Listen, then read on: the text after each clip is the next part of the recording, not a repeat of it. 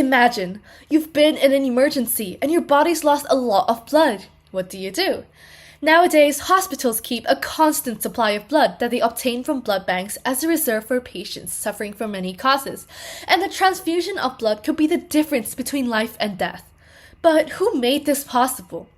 Charles Richard Drew was an American physician and medical researcher who pioneered blood preservation and transfusion.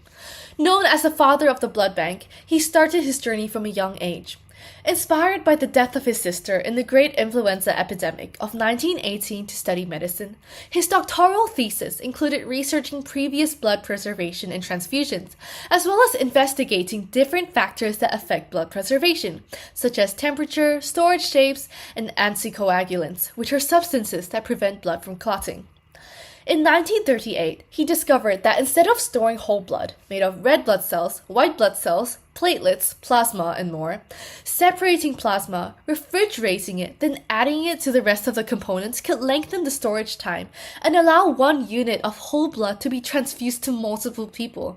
As long as the donors were healthy, blood plasma could be added to any blood type. This discovery was particularly important during World War II, where Drew became the director of the Blood for Britain (BFB) project that aimed to transfer needed blood and blood plasma to the military in Great Britain by the Red Cross. He organized America's first large-scale blood bank and invented blood mobiles that allowed community donation of blood. 5,500 vials of safe plasma were successfully sent to Great Britain, and his discovery saved many lives.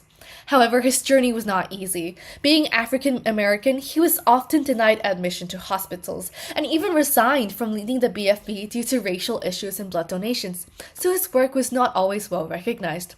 Even then, he persevered in his medical journey and went on to become a professor.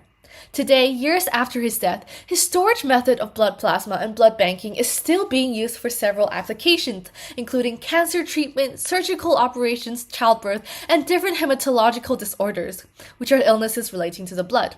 It is undeniable that he is a hero in the medical and biochemical industry, and his work has left life-changing effects on us. Thank you, Charles Richard Drew.